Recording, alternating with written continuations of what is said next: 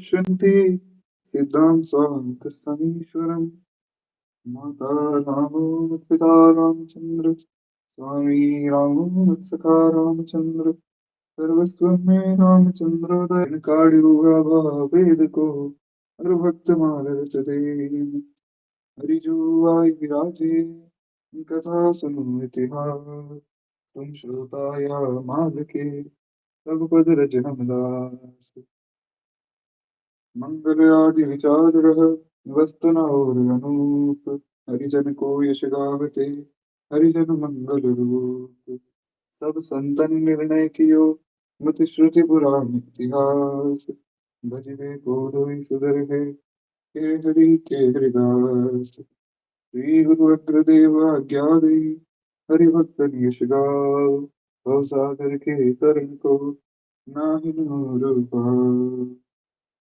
श्री सीतानाथ समारंभा श्री रामानंदारि मध्यमाम् अस्मदाचार्य पर्यन्तां वन्दे श्री गुरु परंपरा वन्दो गुरुपदितञ्च कृपा सिन्धु नररूप हरि महामूल मुकुंज जासुवचंद्र विकर्ण अतिथ बलधामं हेमशैलावदेहं तनुजवन् कृशानं यामि नामाग्रगण्यं सकलगुणनिधानं वानराणामधीशं रघुपतिप्रियभक्तं वातजातं नमामि प्रह्लाद नारद पराशर पुंडरीक व्यासाम्बरीश शुकशौनक विष्णुदल्भ्यां रुक्माङ्गदार्जुन वसिष्ठ विभीषणादीन् पुण्यनिमान् परं भागवतां नमामि वाञ्छाकल्पतरुभ्यश्च कृपा सिन्धुयैव च पतितानां पावनेभ्यो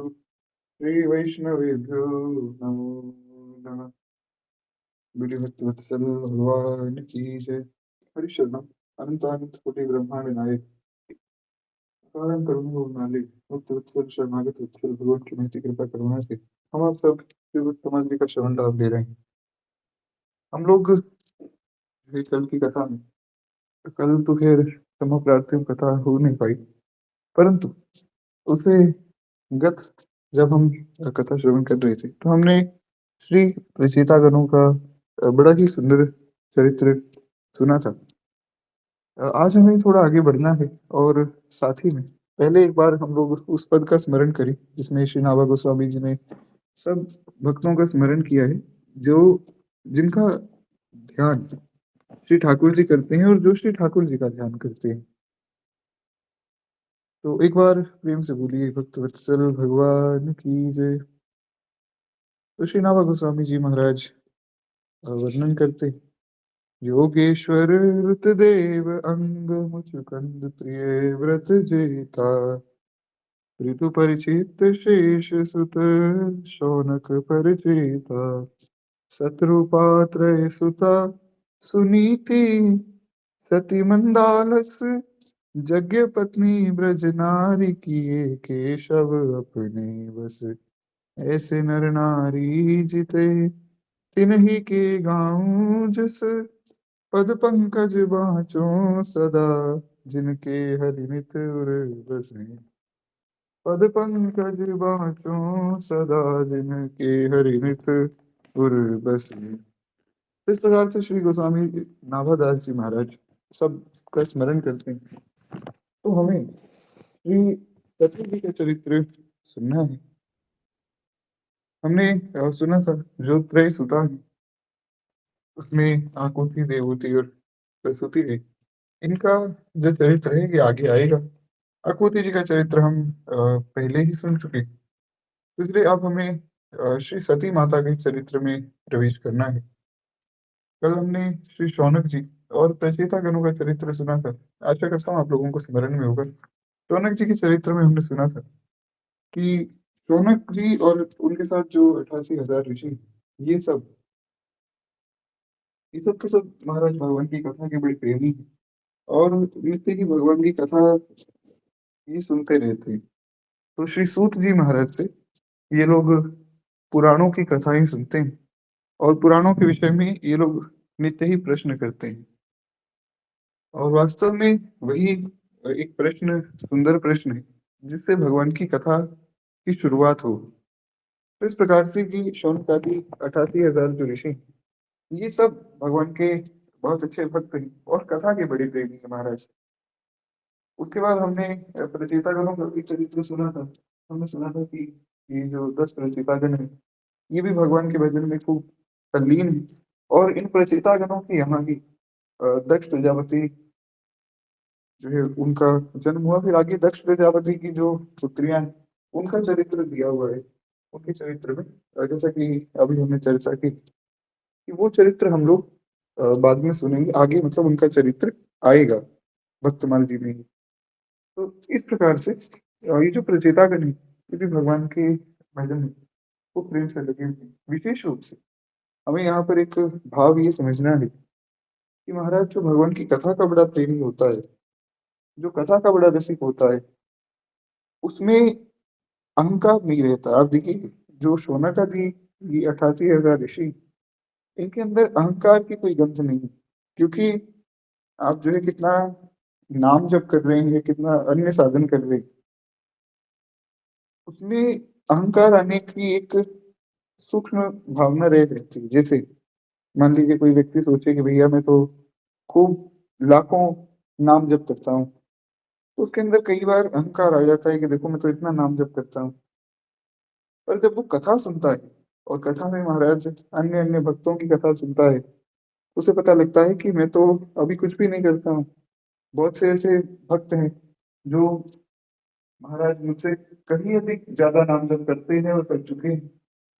तो इसलिए ये जो अहंकार है, ये जो अहम है और जो अन्य विकार है, इन्हें केवल भगवान की कथा सुनने से ही दूर होते हैं। इसीलिए कथा की बड़ी महिमा ये बताई गई। इसीलिए जो शौनक आदि ऋषि, हालांकि इनको सब प्रश्नों के उत्तर ज्ञात हैं, ये स्वयं में ही सब प्रश्नों के उत्तर जानने में समर्थ हैं, पर ये सूत जी से पुनः पुनः वही प्रश्न पूछते हैं ताकि हम सबका और इस जीव जगत का जो है कल्याण हो सके। तो खैर एक बार प्रेम से बोली वत्सल भगवान की जय।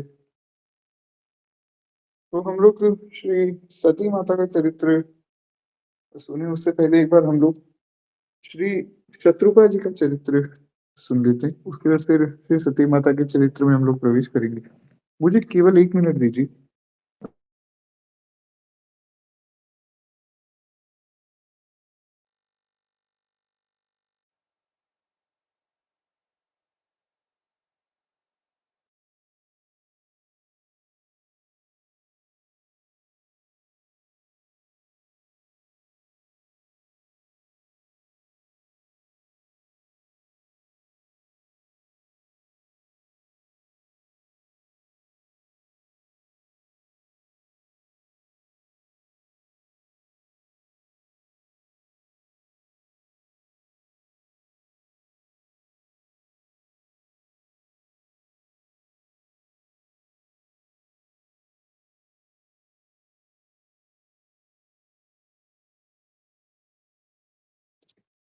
जी तो खैर एक बार प्रेम से बोलिए भक्तवत्सल भगवान की जय। तो श्री नामा गोस्वामी जी महाराज लिखते हैं कि शत्रुपा मानव सर्ग की आदि माता है। क्योंकि हमने सुना था कि स्वयंभू मनु जी जो है, उनकी धर्मपत्नी है श्री शत्रुपा जी। तो स्वयंभू मनु और श्री शत्रुपा, ये प्रथम मानव हुए। इनसे पहले कोई मानव नहीं थे। ब्रह्मा जी ने महाराज सृष्टि की। सृष्टि करने के बाद उन्होंने अपने पुत्रों को उत्पन्न किया है। पहले सनकादिक उत्पन्न हुए। सनकादिकों को कहा कि भैया तुम जो है सृष्टि का विस्तार करो। सनकादिकों ने पूछा कि आप कौन है। तो ब्रह्मा जी ने बताया कि मैं तुम्हारा पिता हूँ। बोले अच्छा, तो आपसे ऊपर भी कोई है क्या पिताजी? बोले हाँ, मुझसे ऊपर भगवान विष्णु है। बोले भगवान विष्णु से ऊपर कौन? बोले भगवान विष्णु से ऊपर कोई नहीं है। भगवान तो भगवान है महाराज, परम स्वतंत्र न सिर पर कोई। तो बोले जब भगवान सबसे ऊपर है तो हम भगवान का भजन करेंगे, हम आपकी सृष्टि विस्तार क्यों करें? तो वे लोग अपना भगवान के भजन में लग गए। हरि शरणम हरि शरणम हरि शरणम, ये मंत्र लेके और वे लोग हरि शरणम करते करते अपना तप के लिए चले गए। इत्यादि प्रकार से वे ब्रह्मा जी के 10 पुत्र उत्पन्न हुए। कोई भी महाराज इस सृष्टि विस्तार में आगे नहीं आया।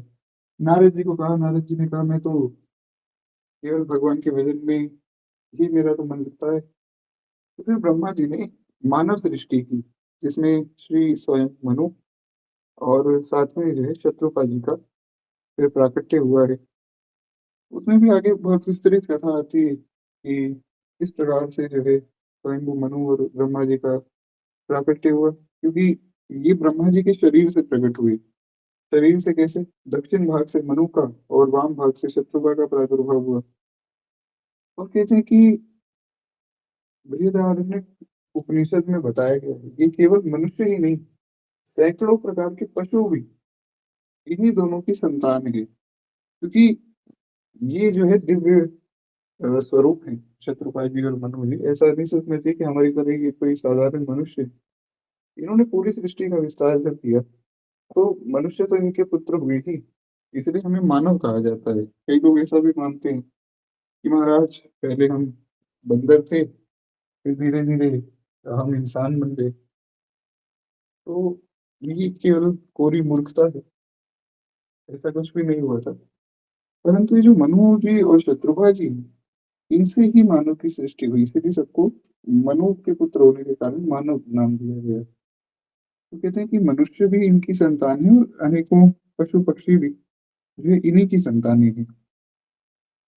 और साथ में कहते हैं कि इच्छा अनुसार शत्रुघ्न जी रूप धारण करने वाली तथा संकोचशील स्त्री, मुख्य रूप से तो हमें श्री शत्रुघ्न जी का चरित्र सुनना है ना। तो शत्रुघ्न जी के पास वरदान है कि वे इच्छा के अनुरूप जैसा चाहें वैसा वे स्वरूप वे धारण कर सकते हैं।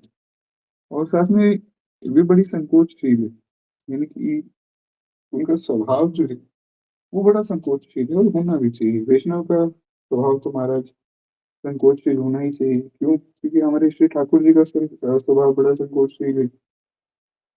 सीतापतिशील स्वभाव।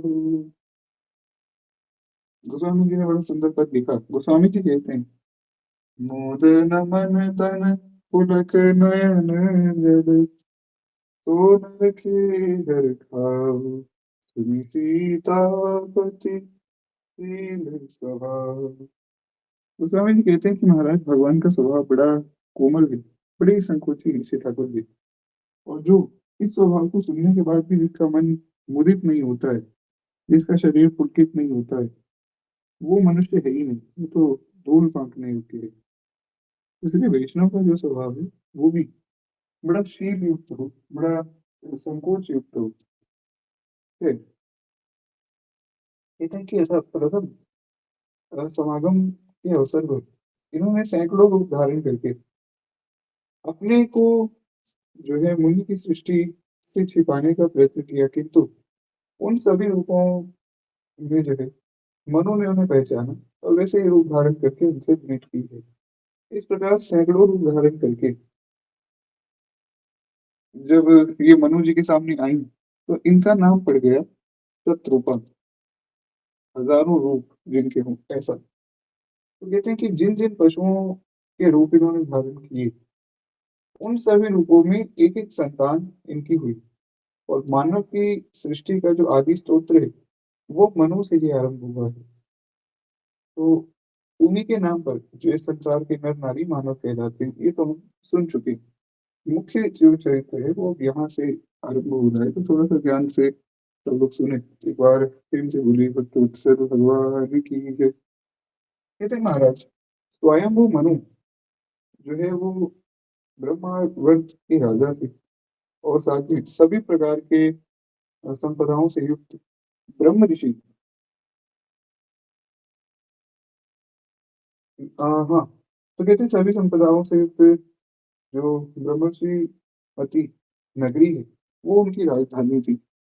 ये आदि सृष्टि की यहाँ पर चर्चा श्री नाभा गोस्वामी जी महाराज कर रहे हैं कि आदि काल में सृष्टि कैसी थी। कहते हैं कि ये जो स्वयंभू मनु है, ये ब्रह्मावर्त के राजा थे।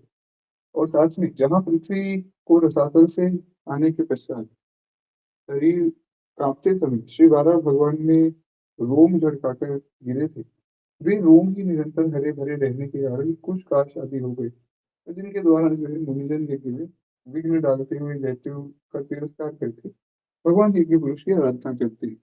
सरल शब्दों में यहाँ पर जो कहा जा रहा है वो इतना है कि श्री नाभा गोस्वामी जी महाराज कहना चाहते हैं कि देखिए, बहुत सरल सी बात है, थोड़ा-सा अगर आप ध्यान से समझेंगे ना, तो आपको समझ आ जाएगा। बात ये है कि श्री वाराह भगवान का जब अवतार हुआ, हमने भगवान वाराह की कथा सुनी थी अगर आप लोगों को याद हो। तो वाराह भगवान से सबने प्रार्थना की कि प्रभु सृष्टि की जो है रक्षा कीजिए। तो भगवान आए, तो धरती जो है रसातल में चली गई थी। जो हिरण्याक्ष है, उसके कारण। तो भगवान जो है रसातल में से पृथ्वी को उठाकर लाए और हिरण्याक्ष का भगवान ने वध किया है।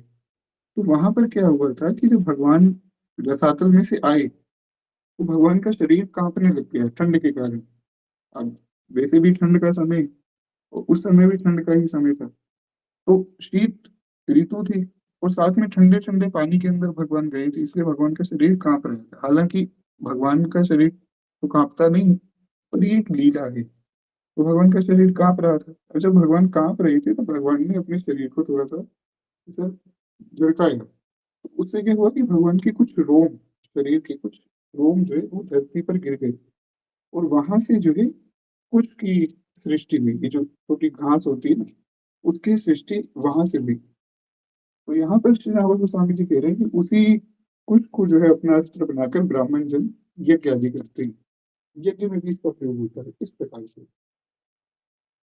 तो कहते हैं महाराज कि ये जो बहिर्ष कहते हैं कुश को, और उनकी अधिकता होने के कारण मनुष्य की वह नगरी वो बहिष्मतिपुरी के नाम से जानी जाने लगी, क्योंकि इस कुश का नाम है बहिष।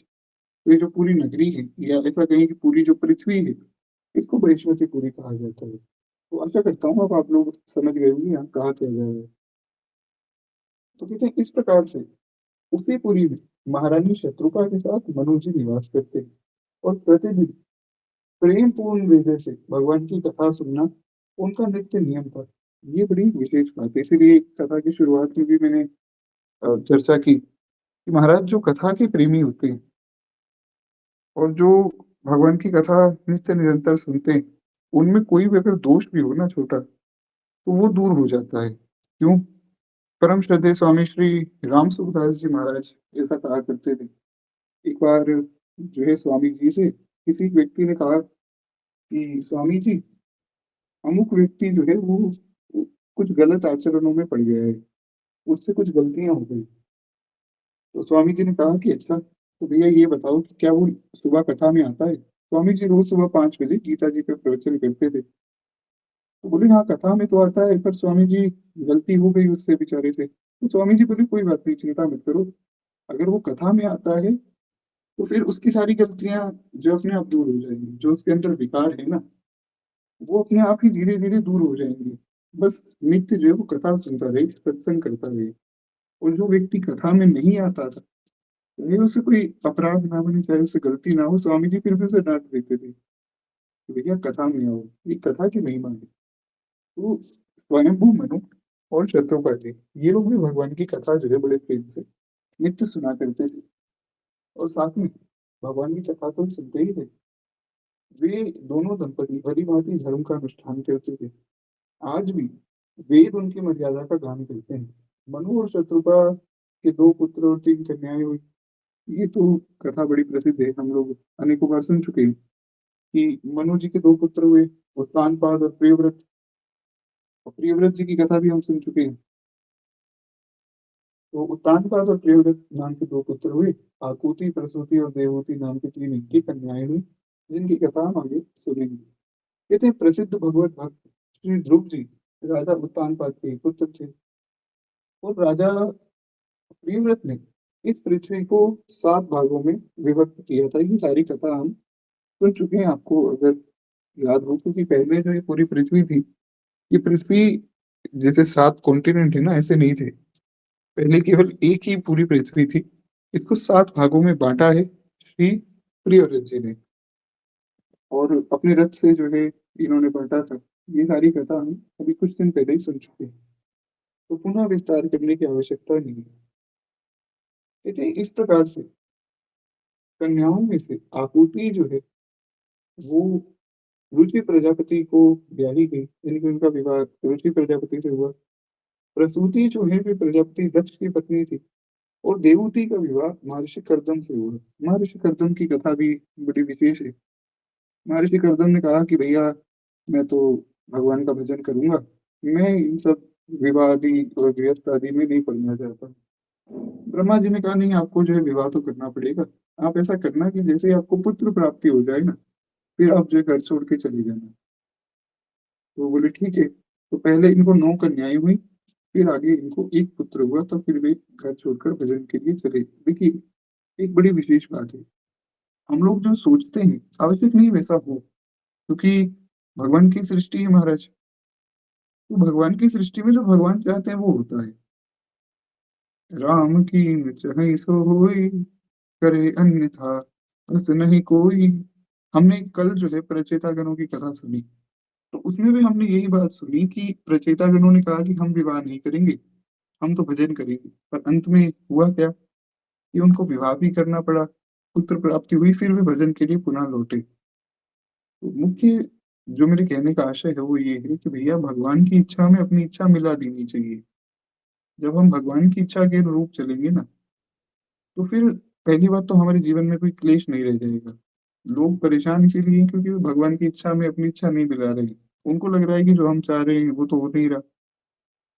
लेकिन अगर आप ये करने लग जाएं कि प्रभु जैसा आप कर रहे हैं हम उसमें संतुष्ट हैं, तो विश्वास मानिए जो आपके मन का भाव है वो भी सदैव भगवान उसका ध्यान रखते हैं और पूर्ण करते हैं। क्यों?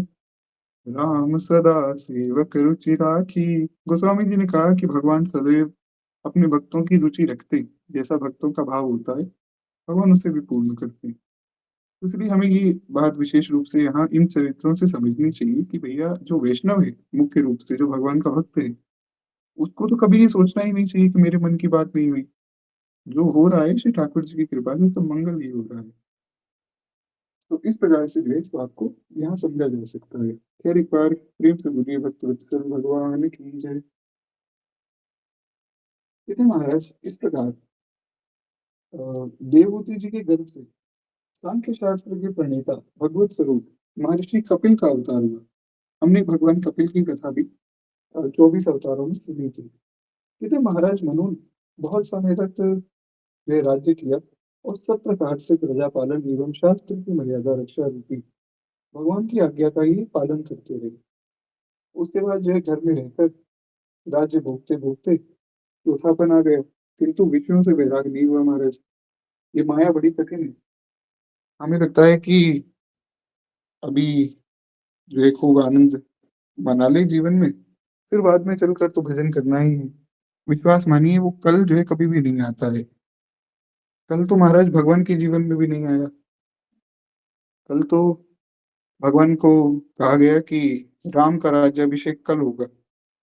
वो कल आया 14 साल बाद, क्योंकि अगर राम जी का राज्याभिषेक करना था तो गुरु जी से जब दशरथ जी ने पूछा कि गुरु जी कब करें, तो गुरु जी कह देते कि जब राम जो है सिंहासन पर बैठेंगे वही मुहूर्त शुभ होगा।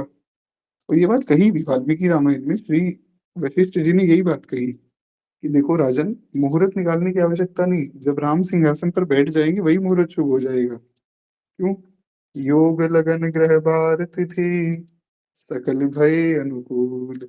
जब भगवान का जन्म हुआ तब सब योग लग्न ग्रह बार तिथि सब अनुकूल हो गए। तो भगवान के आने से तो सब कुछ मंगल होता है। तो श्री वशिष्ठ जी ने कहा कि कल ही हम जो है राम का राज्याभिषेक करेंगे। तो भैया जब राम जी के बैठते ही मुहूर्त शुभ हो जाएगा तो कल क्यों करना, अभी कर दो, इसी क्षण कर दो। कह देते कि इसी क्षण जो है सामग्री मंगवाओ, राम का राज्याभिषेक होगा। परंतु वो जो कल है वो आया नहीं। तो इसलिए अगर कोई ये सोचे कि हम बाद में भजन कर लेंगे, संभव नहीं। तो इनका भी चौथापन आ गया, यानी कि अवस्था जो है बुढ़ापे की हो गई, पर मन में वैराग्य हुआ नहीं। तो इस बात का जो है इनके मन में बड़ा दुख था। ये सोचने लगे कि हाय, हमारा सारा जीवन जो है भगवान का भजन किए बिना ही व्यर्थ बीत गए। तब फिर मुनिजन ने अपने पुत्रों को जबरदस्ती राज्य पर बिठाया क्षमा चाहूँगा, मनु जी ने अपने पुत्रों को ज़बरदस्ती राज्य पर बिठाया और स्वयं रानी शत्रुपा को लेकर वन में प्रस्थान किया। एक बड़ी विशेष बात है यहाँ पर, अगर आप बहुत ध्यान से समझें, एक बड़ा गूढ़ रहस्य है। वो क्या है कि मनु और शत्रुपा जी के मन में ये भाव जब आया, हालाँकि मन में वैराग्य नहीं था, पर मन में ये भाव ज़रूर आया कि हम जो है अपना जीवन व्यर्थ कर रहे हैं। ये भाव आना बड़ा आवश्यक है। परम श्रद्धेय श्री भाई जी महाराज, श्री हनुमान प्रसाद पोद्दार जी महाराज एक बड़ी विशेष बात कहते हैं अपने ग्रंथों में। भाई जी कहते हैं कि देखो, जब तक तुम संसार को संसार के रूप में नहीं देखोगे ना, यानी कि ये नहीं देखोगे कि ये भगवान की माया से बना हुआ संसार मुझे भगवान से दूर कर रहा है, तब तक तुम कितनी बड़ी-बड़ी बातें कर लो, तुम भगवान के भजन में नहीं लग पाओगे। जब तक अपने मन के विकारों को विकार समझ के उसको त्यागने की भावना नहीं लाओगे ना, तो बड़ी-बड़ी बातें करने से कुछ नहीं होगा। जब तक तुम गलत चीज़ को गलत नहीं मानोगे, तब तक वो छूटेगी नहीं। हम ये मान के बैठे कि ठीक है, क्या हो गया, कथा सुन लेंगे, ना सुन पाए तो ना सुन पाए। जब तक ऐसी भावना रहेगी, कथा के प्रति, नाम जप के प्रति, सत्संग के प्रति, संतों के प्रति, तब तक हमारी वास्तविक सेवा बन नहीं पाएगी। इसलिए मन का जो निश्चय है, वो बड़ा दृढ़ होना चाहिए। ये समझना चाहिए कि जो गलत है, सो गलत है और जो सेव्य है, सो सेव्य है। उसकी सेवा तो किसी भी अवस्था में करनी ही है। तो ऐसी भावना जब आएगी, तभी वास्तव में भजन में व्यक्ति लग सकेगा। नहीं तो बड़ी-बड़ी बातें तो महाराज मेरे जैसे बहुत से लोग करते ही, तो उन बातों से कुछ विशेष लाभ होता नहीं है। कहते हैं इस प्रकार से दोनों ने सहस्त्रों वर्षों तक घोर तपस्या करके भगवान को प्रसन्न किया है।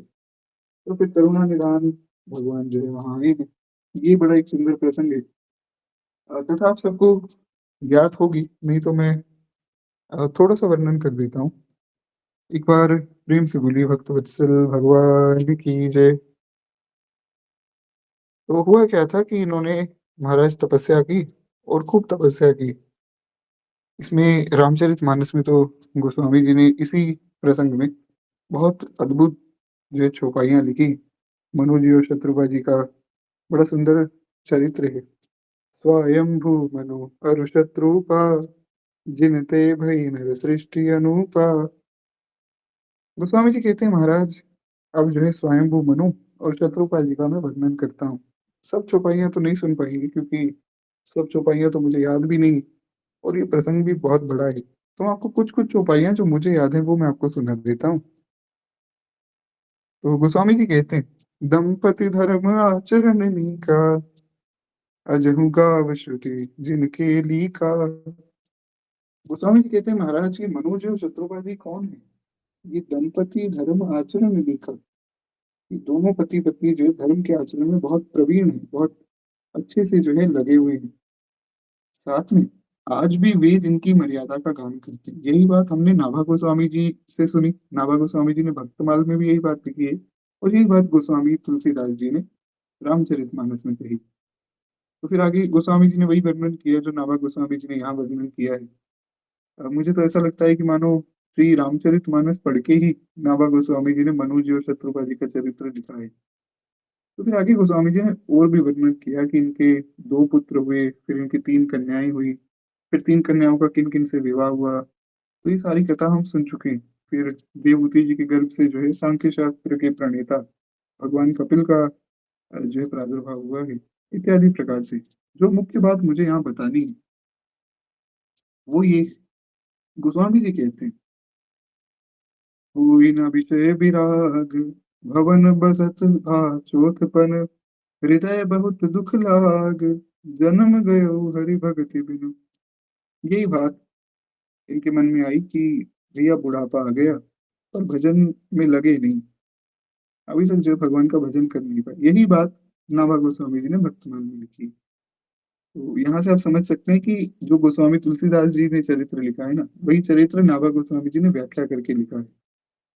तो इसलिए हम चौपाइयों के माध्यम से ही सुन लेते हैं। तो अब इनके मन में जैसे ही भावना आई, तो ये पहुँचे, कहाँ पहुँचे?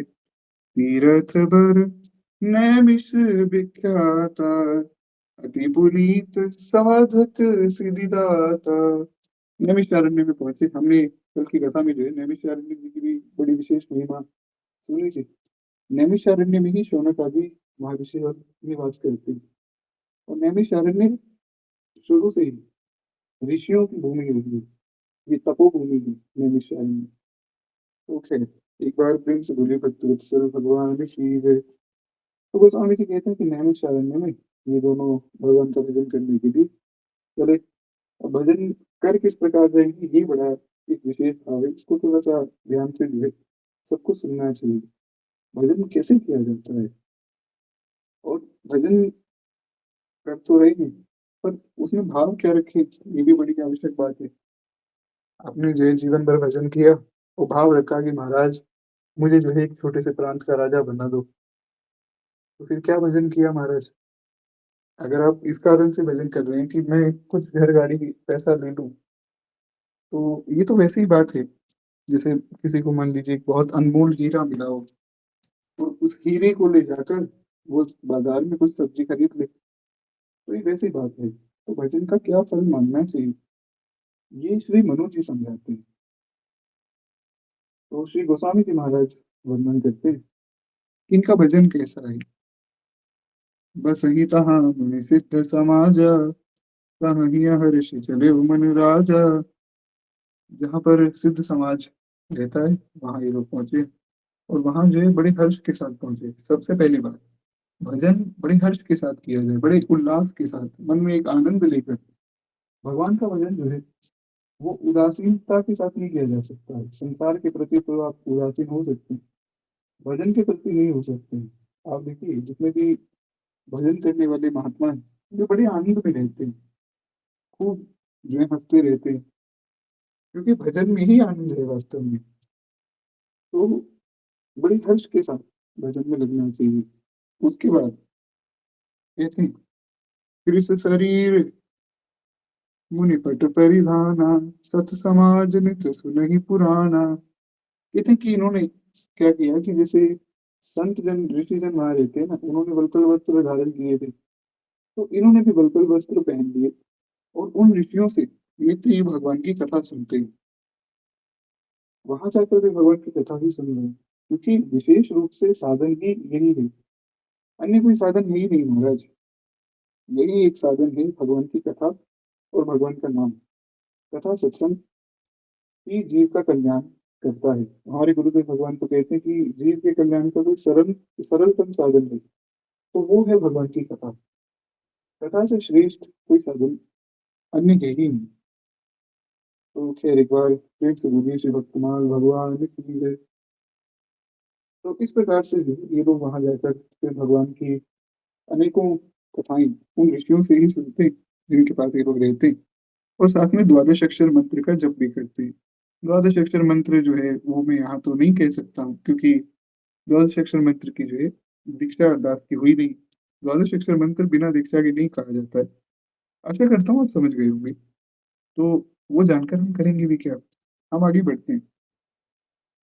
तो द्वादश अक्षर मंत्र भी जपते हैं, साथ में जो भगवान की कथा ये लोग सुनते हैं।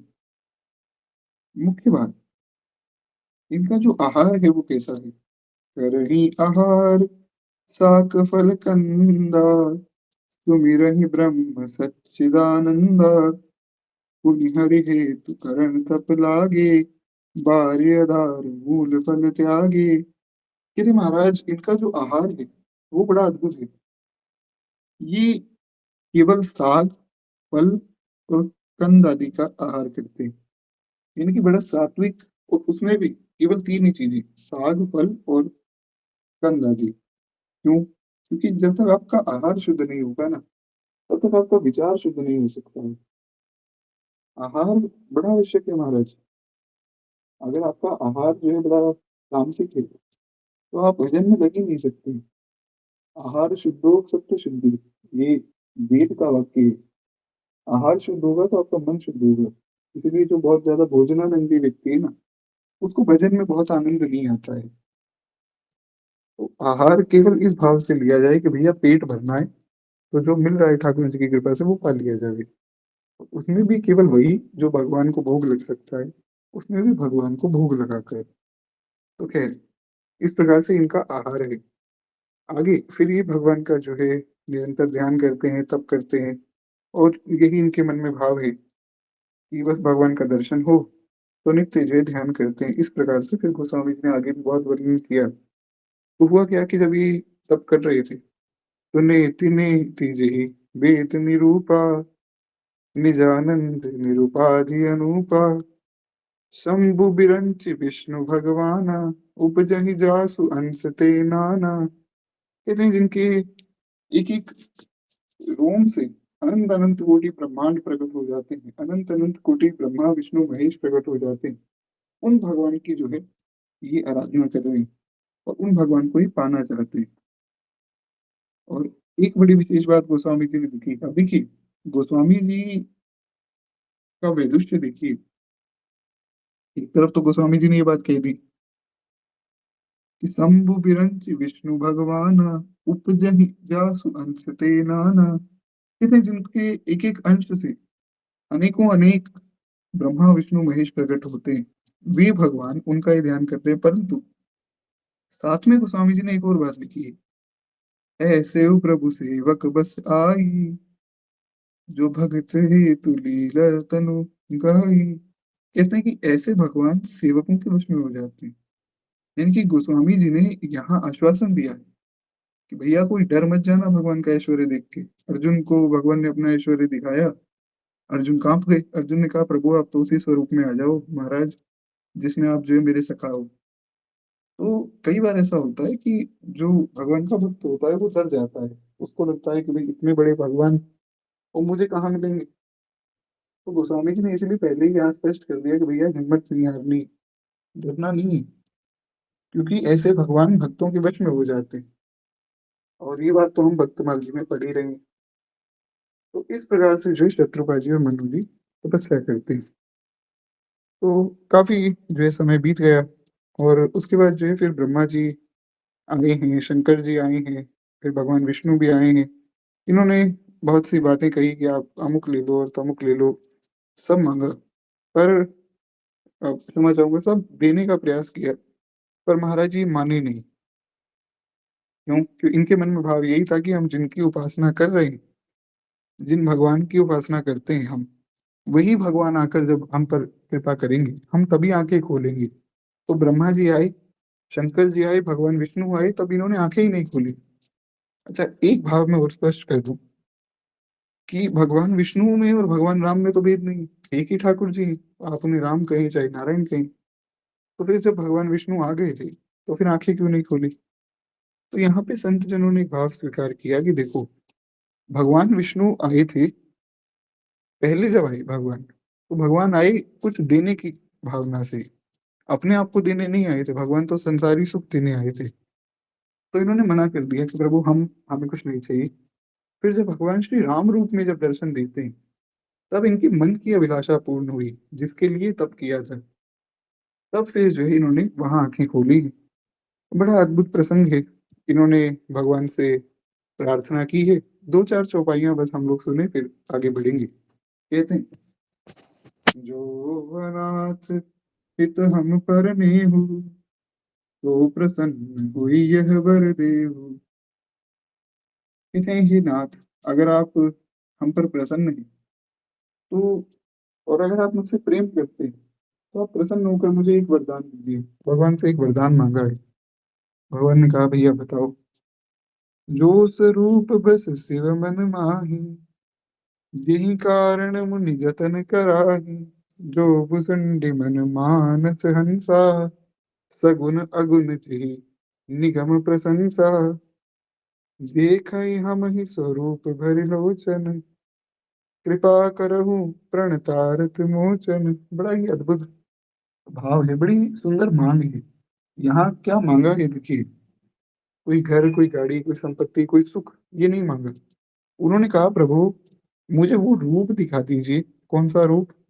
जो स्वरूप बस शिव मन माही।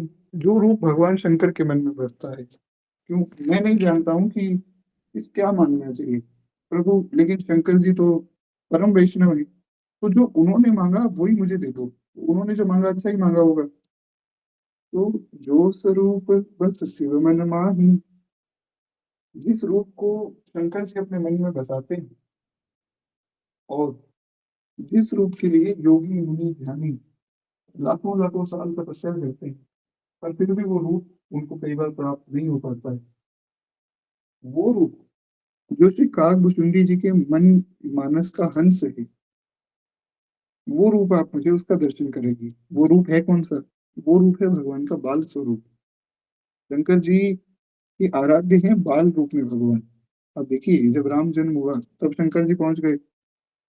अवध राज आगमी एक आयु, बूढ़ो बड़ो प्रमाणित ब्राह्मण, शंकर नाम पठायु। तो राम जन्म हुआ तब भी पहुंच गए, कृष्ण जन्म हुआ तब भी पहुंच गए। तो भगवान शंकर जो है भगवान को बाल स्वरूप में भजते हैं। क्यों? बाल स्वरूप बड़ा सुलभ है महाराज।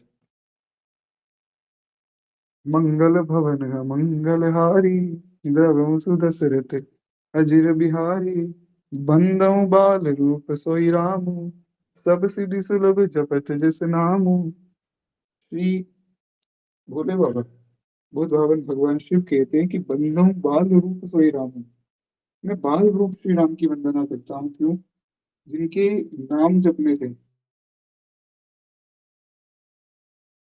खैर एक बार प्रेम से बोलिए भक्त वत्सल भगवान की जय। तो कहते हैं कि जिनका नाम जप करने से महाराज सब सिद्धियां बड़ी सहजता से मिल जाती हैं। मैं उन भगवान का जो है स्मरण करता हूँ। तो कहते हैं कि इस प्रकार से भगवान का स्मरण करके ये आगे शंकर जी ने पूरी रामायण सुनाई है माता भगवती पार्वती को। तो भगवान शिव भी बाल रूप की उपासना करते हैं, काकभूषुंडी जी भी करते हैं। इसलिए इन्होंने यही मांगा कि प्रभु हमें जो है बाल रूप का दर्शन कराइए। अच्छा, क्यों? परम श्रद्धेय परम पूज्य श्री गोपालाचार्य जी महाराज अयोध्या जी के बड़े अद्भुत संत थे। भारत में कोई ऐसे संत नहीं होंगे जो गोपालाचार्य जी को ना जानते हो। गोपालाचार्य जी महाराज बड़ी अद्भुत सेवा करते थे। वे भगवान को वात्सल्य भाव में भजते थे। भगवान को जो है अपने आप को पिता के रूप में, भगवान को पुत्र के रूप में देखते थे। तो गोपालाचार्य जी महाराज से किसी ने पूछा कि आप जो है भगवान को वात्सल्य भाव में क्यों लाड लड़ाते हो? बोले देखो, सीधा सीधा हिसाब है। कोई बड़ा जो व्यक्ति होता है ना, वो इतनी जल्दी किसी से मानता नहीं है। छोटा बच्चा तो क्या है, छोटे बच्चे को एक लॉलीपॉप दिखाओ, उसको कहो कि लो, ये लॉलीपॉप ले लो, तो वो स्वयं को भी समर्पित कर देगा। किसी छोटे बच्चे को आप जो चॉकलेट देने जाएं, आप कहें कि पहले जो है तुम्हें मेरी गोद में आना होगा फिर चॉकलेट मिलेगी, तो वो गोद में आ जाएगा। वो एक चॉकलेट के लिए जो है गोद में आ जाएगा। तो ऐसे ही जो है बाल रूप में श्री ठाकुर जी हैं। बाल रूप में श्री ठाकुर जी का थोड़ा सा जो है भजन किया तो भगवान अपने आप को समर्पित कर देते हैं। इसीलिए भोले बाबा कहते हैं कि बंदो बाल रूप सोई रामो, सब सिद्धि सुलभ जपत जिस नामो। तो बाल रूप में जो भगवान है बड़ी सुलभ है, बहुत ही सुलभ है महाराज। रसखान जी ने बाल रूप में ही तो भगवान का भजन किया है। तो रसखान जो है एक अन्यत्र परंपरा के होने के बाद भी कैसे अद्भुत महात्मा हुए श्री रसखान जी। आगे शायद उनका चरित्र आएगा भी, हम सुनेंगे बड़े प्रेम से। तो इस प्रकार से बाल रूप में जो है श्री ठाकुर जी बड़े सुलभ हैं। तो इन्होंने यही मांगा कि प्रभु आपका जो बाल रूप है उसका हमें आप दर्शन करवा दीजिए, क्योंकि पहले भगवान आई नहीं, पहले भगवान की आवाज आई। तो आवाज आई तो इन्होंने ये अपनी मांग रखी। उसके बाद फिर आगे बहुत विस्तृत कथा है। फिर भगवान ने जो है इनको अपना रूप दिखाया है, पर बाल रूप नहीं दिखाया। तो बाल रूप क्यों नहीं दिखाया महाराज? तो संत जन भाव देते हैं। भगवान ने सोचा कि इनको क्या बता कौन सा जो रूप है वो शंकर जी भजते हैं और कौन से रूप की उपासना भुष्टुंडी जी करते हैं। तो पहले बाल रूप नहीं दिखाया, पहले तो श्री जानकी जी के साथ में आए हैं भगवान। राम बाम दिस जानकी, हरु लखन दाहिनी ओर, ध्यान सकल कल्याण में, सुर तरु तुलसी तोर, नील सरोरुह नीलमणि, नील नील धर श्याम, लाजही तन शोभा निरखी, कोटि कोटि शतकाम। कहते महाराज भगवान का रूप कितना सुंदर है। नील सरोरुह नील मणि, नील नील धर श्याम। कहते हैं भगवान के नीले कमल के समान नील मणि और नीले जल युक्त मेघ के समान श्याम वर्ण शरीर है। अब इसमें 3 उपमाएँ क्यों दी हैं? ये बड़ा विस्तृत प्रसंग है। क्या है कि मानव जी की एक-एक चौपाई इतनी विस्तृत है कि हमारी भक्तमाल जी के 5 चरित्र हो जाएँ उसके बीच में। तो उस पर जो है ज़्यादा विशेष चर्चा नहीं करेंगे। एक बार इसको यहीं प्रणाम करते हैं इस भाव को। थोड़ा हम आगे बढ़ते हैं क्योंकि ये भाव इतने सुंदर हैं कि इनमें अगर चर्चा करने लग जाएँगे तो इनमें ही बह जाएँगे। एक मैं जो है संक्षिप्त में बता देता हूँ। भगवान को नील कमल क्यों कहा? भगवान कमल के समान बड़े कोमल हैं। नील मणि क्यों कहा? क्योंकि नील मणि के समान भगवान तेज युक्त हैं। और कहते हैं नील मेघ क्यों कहा? क्योंकि मेघ जो है वो बड़े ही सरस होते हैं, बड़े ही प्रकाशमय होते हैं। तो इस कारण से जो है भगवान का ऐसा सुंदर स्वरूप है। कहते हैं कि लाजहि तन शोभा निरखी कोटि-कोटि सतकाम। करोड़ों-करोड़ों कामदेव जब भगवान के सामने आकर खड़े हो जाते हैं ना, तो अपने आप को देखकर लज्जित होते हैं कि कहाँ तो मैं देवताओं में सबसे सुंदर कामदेव, मैं खुद को बहुत बड़ा समझता हूँ और श्री ठाकुर जी का स्वरूप देखो, तो मैं तो कुछ भी नहीं हूँ उनके सामने और एक कामदेव नहीं, करोड़ों कामदेव मिलकर ऐसा जो भाव मन में करते हैं, ये भगवान का सौंदर्य है। तो नील सरोरुह नीलमणि, नील नीलधर श्याम, लाजहि तन शोभा निरखी, कोटि-कोटि शतकाम। ओके, एक बार प्रेम से बोलिए भक्तवत्सल भगवान की जय। तो इस प्रकार से जो है फिर भगवान आए हैं, फिर भगवान के सुंदर स्वरूप का वर्णन श्री नाभा गोस्वामी जी ने किया है। क्षमा चाहूँगा श्री गोस्वामी तुलसीदास जी ने रामचरितमानस में किया है। वो वर्णन तो अब चौपाइयों के माध्यम से सुनना तो थोड़ा समय हमारे पास कम है। मैं आपको वैसे ही सुना देता हूँ। जैसा हम लोग करते हैं ना भगवान का ध्यान, तो वैसे ही आज फिर से कर लिया जाए। भगवान की बड़ी कृपा है, लगभग हर 10 दिन में, 15 दिन में हम लोग एक बार तो भगवान का ध्यान कर ही लेते हैं। तो एक बार आप सब जो है बड़े ध्यान से आँख बंद करके भगवान का ध्यान कीजिए कैसा स्वरूप है श्री ठाकुर जी का। भगवान के सुंदर जो है लाल-लाल चरण हैं, जिनमें भगवान के जो नख हैं, महाराज जैसे चमक रहे हैं जैसे सूर्य चमक रहा हो। भगवान की सुंदर जंघाएँ हैं। भगवान का जो उदर है, जो पेट है भगवान का, बड़ा ही कोमल भगवान का पेट है और उस पेट के ऊपर भगवान का जो वक्षस्थल है, बड़ा ही चौड़ा भगवान का वक्षस्थल है और बड़ा ही मजबूत वक्षस्थल है। उस वक्षस्थल पे जो है भगवान ने श्री को धारण किया है, भगवान ने भृगुलता को धारण किया है और वक्षस्थल के ऊपर भगवान के जो है मजबूत कंधे हैं। उन कंधों पे भगवान अपने सब भक्तों को उठाकर चलते हैं। भगवान की जो भुजाएँ हैं वो बड़ी लंबी हैं, अजानुभुज हैं श्री ठाकुर जी। इतनी लंबी भुजाएँ हैं, भगवान कहते हैं कि मेरा कोई भक्त मुझसे दूर नहीं है। सब भक्तों को मैंने पकड़ रखा है। भगवान की सुंदर जो है बड़े कोमल हाथ हैं। ऐसा लगता है कि मानो कमल की पंखुड़ियाँ भगवान के हाथों के सामने शर्मा जाएँ। तो ऐसे लाल-लाल भगवान के बड़े सुंदर हाथ, भगवान की जो ग्रीवा है, भगवान का जो गला है, बड़ा अद्भुत महाराज जैसे कोई शंख रखा हो, ऐसी 3 रेखाएँ भगवान के गले पे बनी। कौस्तुभ मनु भगवान ने कौस्तुभ मणि को धारण किया है। भगवान का जो है सुंदर मुखचंद्र है, ऐसा लगता है कि मानो पूर्णिमा का चंद्रमा चमक रहा हो, ऐसा अद्भुत भगवान का मुख है। गोल-गोल भगवान के गाल हैं, सुंदर समुन्नत भगवान की नासिका, लाल-लाल भगवान के अधर हैं, जिन अधरों की अरुणिमा को देखकर आर्य ललनाएँ अपने आर्य चरित्र से विचलित हो जाती हैं। ऐसे सुंदर भगवान के लाल-लाल अधर, लाल-लाल होंठ हैं और महाराज भगवान की आँखें बड़ी विशाल आँखें, बहुत बड़ी-बड़ी भगवान की आँखें। ऐसा लगता है कि मानो मछली के समान भगवान की सुंदर आँखें, जिससे वे अपने सब भक्तों को निहार रहे हैं। उन नेत्रों में केवल करुणा ही करुणा है। भगवान का विशाल जो है ललाट है, उस ललाट पे सुंदर ऊर्ध्वपुंड्र की रेखाएँ, भगवान के घुंघराले केश और उन केशों के ऊपर भगवान ने सुंदर जो है मुकुट धारण किया है। वो किरीट मुकुट ऐसा लगता है कि मानो अनंत कोटि ब्रह्मांड के स्वामित्व को दर्शा रहा हो।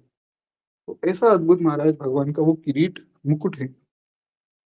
और हाथ में जो है श्री ठाकुर जी ने धनुष बाण लिया है। साथ में श्री किशोरी जी हैं। और जब भगवान का रूप इतना सुंदर है, तो किशोरी जी के रूप का वर्णन कोई कैसे कर सकता है? तो जिन किशोरी जी को देखकर ऐसे भगवान विचलित हो जाते हैं, साथ में भी किशोरी जी हैं। तो इस प्रकार से जब इस छवि को दिखा है श्री मनु जी ने और शत्रुपा जी ने, तब तो महाराज एक आनंद की लहर उनके शरीर में दौड़ी। गोस्वामी जी कहते हैं कि शरीर एकदम जीर्ण शीर्ण हो गया था, एकदम हड्डियां दिखने लग गई थी, शरीर तो बचा ही नहीं था। जैसे ही भगवान का दर्शन किया, तो पुनः ऐसी स्फूर्ति मन में आई, ऐसा आनंद मन में हुआ कि शरीर पुनः पहले की तरह हो गया। गोस्वामी जी कहते हैं ऐसा लगता है कि मानो अभी अभी घर से निकले हूँ, 56 भोग पाकर। तो ऐसा सुंदर जो है श्री ठाकुर जी का स्वरूप है। एक बार प्रेम से बोलिए भक्त वत्सल भगवान की जय।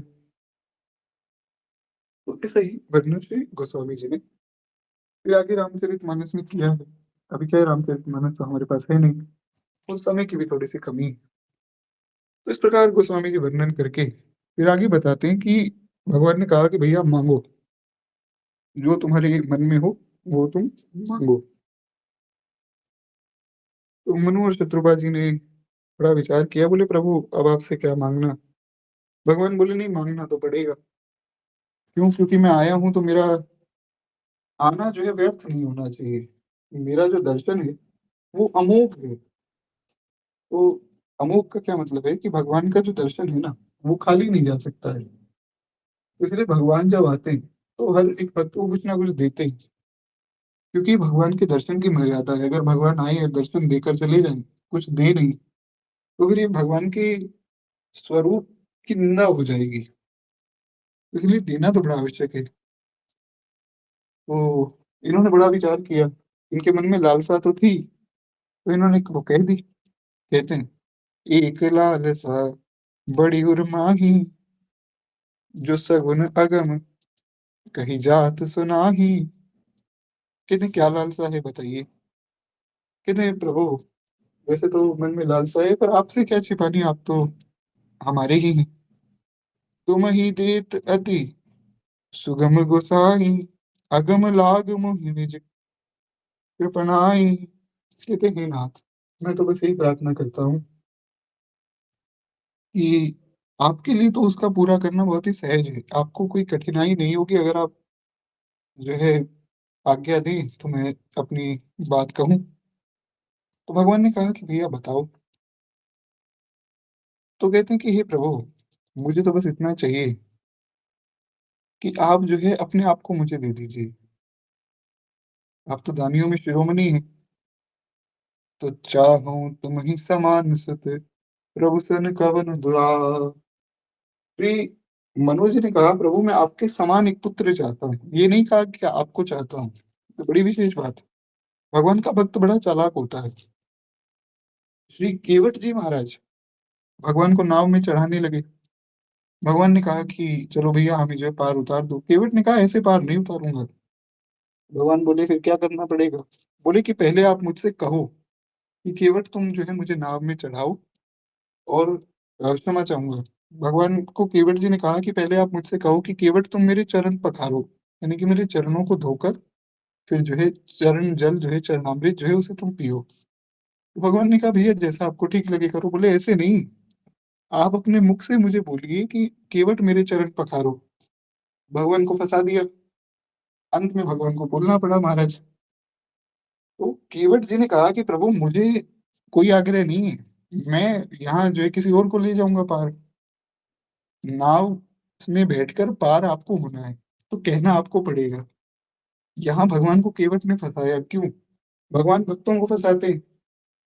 केवट ने कहा कि जब महाराज आपको पता है कि सारी सृष्टि आपकी है और सब आपके बालक हैं, तो महाराज सबका कल्याण कर दो। क्यों किसी को तंग करते हो? आप कहते हो नहीं मेरा भजन करो, मेरी कथा सुनो, फिर जो है मुझसे प्रार्थना करो, फिर मैं तुम्हें अपने धाम बुलाऊंगा। तो आज जो है मेरी बारी है। आज आप प्रार्थना कीजिए कि केवट मेरे चरण पखारो, तब मैं कहीं सोचूंगा आपके चरण धोकर आपको पार करना है या नहीं करना है।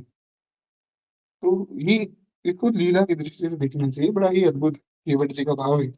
ऐसा भाव तो महाराज ब्रह्मा जी शंकर जी की इतनी हिम्मत नहीं ये बात कह देने की, पर केवट ने कही तो धन्य है श्री केवट जी। एक बार प्रेम से बोलिए श्री केवट जी महाराज की जय। बड़ा ही अद्भुत केवट जी का चरित्र है। वैसे ही मनु जी ने भगवान को फंसा दिया। मनु जी ने कहा कि प्रभु आपके समान एक पुत्र मिल जाता तो आनंद हो जाता, आपको नहीं मांगा क्योंकि भगवान के समान कौन होगा महाराज। और भगवान ने ये बात कही भी। भगवान ने कहा कि मेरे समान तो कोई है ही नहीं, आप सर से खोजो कहाँ जाई। भगवान ने कहा मेरे समान कोई भी नहीं है। तो मनोज जी ने कहा ठीक है फिर प्रभु, आप वापिस चले जाओ, आपने कहा था कि कुछ मांगना पड़ेगा। आप कह रहे थे मेरा दर्शन अमोघ है, मैं आता हूँ तो कुछ ना कुछ तो देता ही हूँ, मेरे लिए कुछ देना कठिन नहीं है। ठीक है आपकी इच्छा है, आप चली जाइए वापस। फिर भगवान ने कहा नहीं ऐसी कोई बात नहीं, अब मैं आया हूँ तो देकर ही जाऊंगा। तो आप सर इस खोजो कहाँ जाई, पर नृप तब तन होब में आई। पर ठीक है, मैं ही तुम्हारे पुत्र के रूप में तुम्हारे यहाँ अवतार लूंगा। तो फिर जो है आगे ये मनु जी ही दशरथ जी बने हैं, कौशल्या जी शत्रुपा जी बनी है। और इस प्रकार से फिर भगवान जो है इनके यहाँ आए हैं। मनु जी का यही भाव था। मनु जी ने कहा कि प्रभु मैं एक और बात कहना चाहता हूँ। तो भगवान ने कहा कि कहो।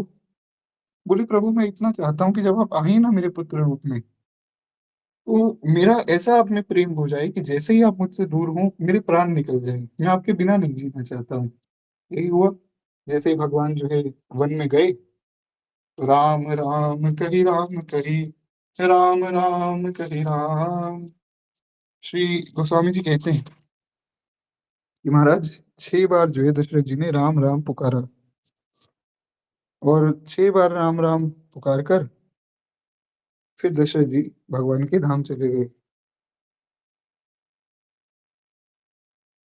ऐसा ही जो है वर्णन श्रीमद् रामचरितमानस में गोस्वामी जी ने किया है। दशरथ जी ने पहले पूछा सुमंत्र जी से कि राम आई। बोले राम तो नहीं आए महाराज। तो सीता आई। बोले सीता भी नहीं आई। लक्ष्मण को लाए। बोले लक्ष्मण भी नहीं आए, सब चले गए। हाँ रघुनंदन प्राण प्रीते, तुम बिन जियत बहुत दिन बीते। श्री दशरथ जी ने कहा कि हे राम, तुम्हारे बिना जीते जीते बहुत दिन बीत गए, अब नहीं जीना है। हाँ जानकी लखन हाँ रघुवर, आपे तुहित चित चातक जलधर। इस प्रकार से जो है श्री किशोरी जी, श्री ठाकुर जी और श्री लखन भैया का ध्यान करके अंत में फिर वे चले गए, रुके नहीं। 3 दिन तक जीवित रहेंगे दशरथ जी बस। वो 3 दिन भी कौन से, जितनी देर में सुमंत्र जी गए छोड़कर वापस आए, इतने दिन ही जीवित थे। उनके मन में आशा थी कहीं ना कहीं क्या पता राम वापस आ जाए। चलो राम ना आए तो लक्ष्मण और जानकी तो आ ही जाएंगे। पर जैसे ही पता लगा कि श्री जानकी जी भी नहीं आ रही, तो प्राण त्याग दिए। राम कही राम कही राम, तन परिहरि रघुवीर बिरह, राहु गयो सुरधाम। ऐसा अद्भुत प्रेम ये दशरथ जी महाराज का हुआ। एक क्षण भी भगवान से अलग रहे ही नहीं। ऐसा ही प्रेम श्री मनु जी ने मांगा। एक बार प्रेम से बोलिए श्री मनु जी महाराज की जय। ऐसा मनु जी ने तो ये मांग लिया। भगवान ने शत्रुपा जी से कहा कि आप भी मांगिए। शत्रुपा जी ने कहा कि प्रभु जो इन्होंने मांगा है वही आप मुझे दे देना। भगवान बोले नहीं, वो तो मैं दूंगा ही, आप और भी कुछ मांगिए। तो शत्रुपा जी ने कहा कि ठीक है प्रभु, आप मुझे जो है मुझ पर इतनी कृपा कीजिए कि जब आप आएंगे ना, तब आप ऐसा कीजिएगा, आप मुझे एक बार अपना स्वरूप दिखा दीजिएगा। तो उससे क्या होगा। बोले उससे मुझे पता लग जाएगा ना कि आप जो है मेरे घर पे आए हैं। तो फिर क्या है कि अब माता तो बालक को डांट भी देती है, अब मैं आपको डांट दूंगी तो अपराध है भगवान को डांटना। तो इसलिए फिर मैं थोड़ी सावधान रहूंगी। इसीलिए जब भगवान आए हैं तो कौशल्या जी को सर्वप्रथम दर्शन हुआ। तो गोस्वामी जी लिखते हैं, भय प्रकट कृपाला दीन दयाला कौशल्या हितकारी हर्षित महतारी मुनि मनहारी अद्भुत रूप विचारी लोचन अभिराम धनु घन श्याम निज आयुध भुजधारी भूषण बनमाला नयन विशाला शोभा धुंधु खरारी। भगवान आए कैसे? भगवान बालक के रूप में नहीं आए। कहते हैं भगवान अपने चारों आयुधों को लेकर भगवान विष्णु स्वरूप में आए हैं, और बड़ा ही अद्भुत स्वरूप महाराज भगवान ने धारण किया है। क्यों? क्योंकि शत्रुपा जी ने यही मांगा था कि एक बार आप अपना असली स्वरूप मुझे दिखाना। तो कह दुई कर जोरी स्तुति तोरी यही विधि करूं अनंता माया गुण ज्ञानातीत अमाना वेद पुराण भनंता। माता कौशल्या ने हाथ जोड़े। माता ने कहा कि प्रभु, मैं क्या स्तुति करूं, मैं कैसे स्तुति करूं? हे नाथ, आपकी स्तुति कर पाना मेरे लिए संभव नहीं। तो इत्यादि प्रकार से फिर इसी भाव में आगे जब पूरा ज्ञान हो गया, माता कौशल्या कह भी रही, ब्रह्मांड निकाया निर्मित माया रोम रोम प्रतिवेद कहे मम उर सोबासी यह उपहासी सुनत धीर मति धीर न रहे। पूरा ज्ञान हो गया कि महाराज जिनके रोम रोम से ब्रह्मांड प्रकट हो जाते हैं, वे भगवान मेरे पेट में थे, मैं लोगों को क्या बताऊंगी। तो भगवान समझ गए कि इनको ज्ञान हो गया। तो भगवान ने कहा कि इनकी जो इच्छा थी वो पूर्ण हो गई। ये चाहती थी कि मुझे ज्ञान हो जाए स्वरूप का, तो ज्ञान भी हो गया। पर बाद में भगवान मुस्कुराए ताकि कौशल्या जी भूल जाए कि मैं भगवान हूँ। क्यों? भगवान ने सोचा कि महाराज अगर ये सोचेगी कि मैं भगवान हूँ, तो मुझे ले जाके भगवान रंगनाथ के साथ बिठा देंगे, वहां बस मेरी पूजा करने लग जाएंगी। मैं पूजा करवाने थोड़ी आया हूँ इस रूप में। इस रूप में तो मैं माता का वात्सल्य लेने आया हूँ। तो गोस्वामी जी लिखते हैं, उपजा जब ज्ञाना प्रभु मुस्काना चरित बहुत विधि कीन चाहे कही कथा सुहाई मातु बुझाई यही प्रकार सुत प्रेम लहे। कहते महाराज भगवान मुस्कुरा दिए। और भगवान जब मुस्कुरा देते तब तो व्यक्ति अपने जन्म जन्मांतर के क्लेश ही भूल जाता है। तो छोटी सी बात भूलना कौन सी बड़ी बात है। भूल गई माता कौशल्या सब कुछ। तो इस प्रकार से जो है माता शत्रुपा का जो भाव था वो भी फिर भगवान ने पूर्ण किया है। एक बार प्रेम से बोली भक्त वत्सल भगवान की जय। श्रीमद् रामचरितमानस भगवान की जय। तो बड़ी कृपा है महाराज, आज तो हमने मानस जी के भी कुछ भाव सुन लिए, साथ में श्री ठाकुर जी का जन्म भी हो गया आज की कथा में। तो खूब आनंद का विषय है। कहते हैं इसी प्रकार यहाँ पर यही भाव श्री नाभा गोस्वामी जी ने वर्णन किया है। तो पुनः उसको वर्णन करने की तो आवश्यकता है ही नहीं। हाँ, श्री ठाकुर जी के वाम भाग में जो है श्री जानकी जी भी आई, यही बात तो हमने सुनी थी। कहते हैं इस प्रकार युगल सरकार की मनोहर झांकी देखकर ये लोग स्थिर हो गए। फिर इन्होंने खूब आनंद से वरदान मांगा है, और सब वरदान भगवान ने फिर पूर्ण भी किए हैं। जो निज भगत नाथ तब अहै सो सुख पावहि जो गति लहै। वो स्वामी जी कहते हैं, महाराज जो भगवान का भक्त होता है ना, उसको सब प्रकार के सुख और जो गति वो चाहता है वही उसे मिलती है। तो इस प्रकार से जो है इनका भाव पूर्ण हुआ है। कहते हैं कि मात विवेक अलौकिक तोरे कबहु न मिटी है अनुग्रह मोरे। इस प्रकार से भगवान ने जो है इनको वरदान भी दिया। ये एक विशेष बात मैं निवेदन करूं, उसके बाद फिर शत्रुघ्न जी का चरित्र पूर्ण हो जाएगा। कहते हैं कि महाराज भगवान ने कहा कि तुम्हारे मन में जो कुछ अभिलाषा है वो तो मैं तुम्हें देता हूँ। एक और बात, शत्रुपा जी को भगवान ने कहा कि मात विवेक अलौकिक तोरे, तुम्हारा जो विवेक है बड़ा अलौकिक रहेगा नित्य ही। अब देखिए, जब रामलीला में पहले श्री विश्वामित्र जी आए कि मुझे जो है राम और लक्ष्मण चाहिए मेरे यज्ञ की रक्षा के लिए। अनुज समेत देहु रघुनाथा। तो दशरथ जी ने तो बहुत आनाकानी की कि नहीं, मैं राम के बिना नहीं रह सकता हूँ, राम और लक्ष्मण को नहीं दे पाऊंगा, ऐसा है वैसा है। माता कौशल्या ने मना नहीं किया। दशरथ जी जब मान गए, तब फिर विश्वामित्र जी ने कहा कि जाओ माताओं की आज्ञा भी ले आओ।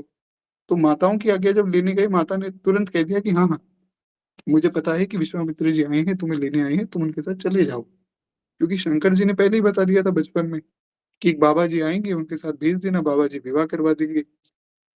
तो माता का विवेक बड़ा अलौकिक है। आप वाल्मीकि रामायण में एक प्रसंग है जिसमें श्री माता कौशल्या और माता सुनैना, इनका जब मिलन हुआ, श्री किशोरी जी की माता सुनैना जी और श्री कौशल्या जी का जब मिलन हुआ है ना, वो प्रसंग इतना सुंदर है, इतना सुंदर है कि वो पढ़ने योग्य है। उसमें जीव जगत की, अध्यात्म जगत की सारी शिक्षाएं हैं कि इस संसार में कैसे जो है स्त्रियों को रहना चाहिए और अध्यात्म में भक्त को किस प्रकार रहना चाहिए। संपूर्ण शिक्षा, इतना अद्भुत वो प्रसंग है। अभी तो हमारे पास समय नहीं है, तो मैं आपको कुछ भाव उसमें से सुनाता। बड़ा ही अद्भुत संवाद। मेरा एक बड़ा विशेष आग्रह है कि अगर आप लोग पढ़ सके, वाल्मीकि रामायण नहीं तो रामचरितमानस का ही वो प्रसंग पढ़ किया जाए, बहुत ही सुंदर। कभी श्री ठाकुर जी कृपा करेंगे तो हम लोग भी सुन लेंगे।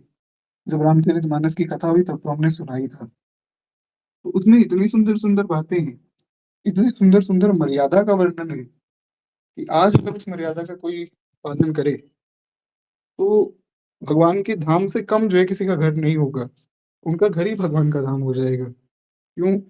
तहाँ अवध जहाँ राम निवासु। अवध कहाँ है? भगवान का धाम कहाँ है? जहाँ भगवान रहते हैं।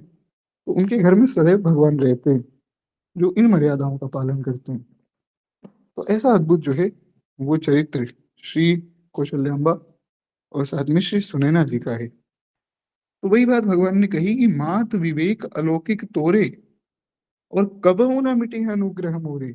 आपका विवेक सदैव अलौकिक रहेगा, आपका विवेक अलौकिक है और रहेगा, इसलिए मेरा जो अनुग्रह है वो कभी भी मिटेगा नहीं।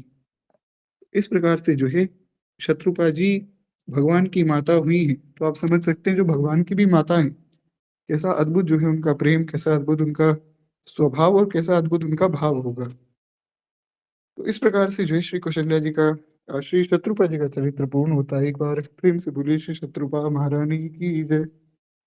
अब देखिए, श्री दादा गुरुदेव भगवान का जो चरित्र है उसका आज विश्राम रहेगा। आज मुझे जो है निकलना है अभी 6:25 पे। तो वो मैं कोशिश करूंगा, मैं आपको एक भाग उसका जो है छोटा सा कुछ रिकॉर्ड करके भेज दूंगा, ताकि हमारी जो मर्यादा है कथा की वो टूटे नहीं। क्योंकि कथा हम नित्य सुनते हैं ना, बीच में एक दिन छोड़ देंगे तो अच्छा नहीं। तो मर्यादा ना टूटे, मैं एक छोटा सा भाग रिकॉर्ड करके भेज दूंगा व्हाट्सएप पे दोपहर के समय तक। और बाकी जो कल से जो है हमारी कथा ऐसे ही रेगुलर होगी। तो अभी केवल 2 मिनट प्रेम से हम लोग जो है भक्तमाल जी की आरती करें, उसके बाद फिर मैं आप सबसे आगे चाहूंगा। इस धन्य नाभा भारती की आरती आरत हरे, ये भक्त भगवत की कथा सब विश्व का मंगल करे।